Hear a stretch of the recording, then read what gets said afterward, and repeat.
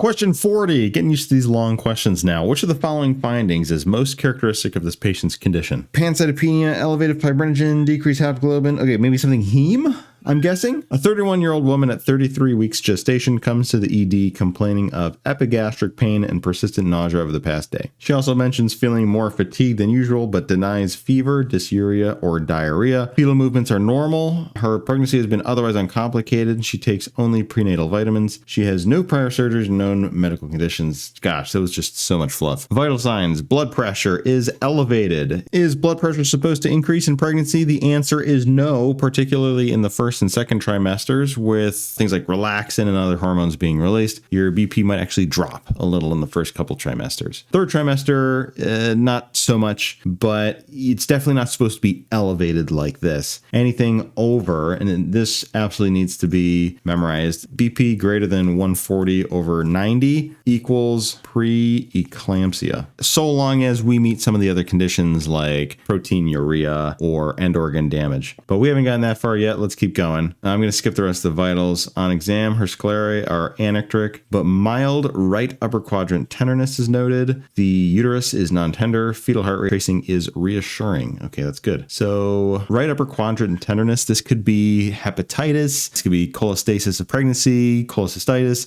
This is probably a good sign of preeclampsia. This alone could be the end organ damage I was talking about. All right, white count, hematocrit. Okay, so the hematocrit's low. Platelet count is low. AST is very high, as is the ALT. So we got to figure out what's going on here. If we're thinking preeclampsia, which is definitely a good start, does preeclampsia explain hematocrit, platelets, and AST, ALT? Well, remember this right upper quadrant tenderness, I was thinking hepatitis. I'm still thinking that after the AST and ALT. Platelets and hematocrit, though, kind of interesting. So we've got some elevated liver enzymes. We've got low platelets and hematocrit is low. I wonder if we possibly have hemolysis going on. Blink twice if you need help. Not what I was going for, but HELP syndrome is kind of a continuum with preeclampsia. Be on the lookout for these labs indicating the hemolysis, elevated liver enzymes, and low platelets. It's basically just a more severe version of preeclampsia. So let's see if we have any of the HELP syndrome symptoms here in the answer choices, but I don't think so. So we have pancytopenia. That's not true because our white count is within normal limits, so we can cross that off. Elevated fibrinogen is an interesting one. What does fibrinogen do? Fibrinogen gets split into fibrin. Fibrin is what helps you clot. Fibrin gets broken down into D-dimer, which is a fibrin split product. So if we were clotting and concerned with clotting, we would actually have low fibrinogen. Here, it's safe to assume when you have low platelets, the platelets are probably being consumed. And as the platelets are being consumed, you're forming these small blood clots all over the place. And so let's say we got these platelets that are coming together here, and they're forming these little blood clots in our blood vessels, and pretty small blood vessels. If you had a big red blood cell coming by here, how is this red blood cell going to fit?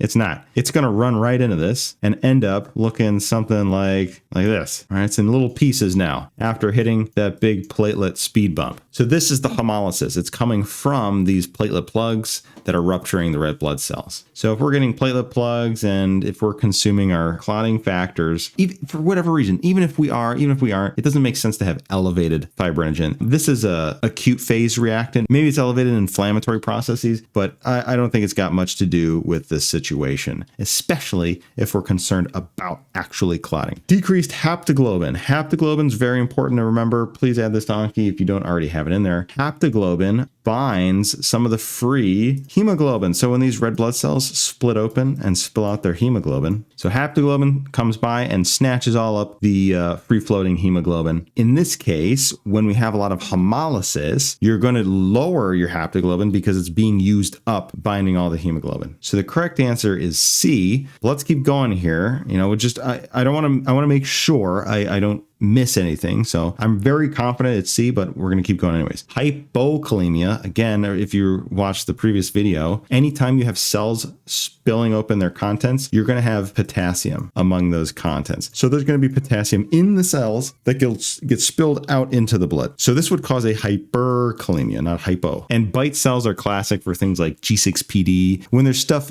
in the red blood cells that's not supposed to be there, then you get these big macrophages that come by and they take a chunk out of your red blood cells, leaving them looking something like this. So not bite cells, it's definitely C, decreased haptoglobin. Make sure you know haptoglobin. It is low anytime you have hemolysis.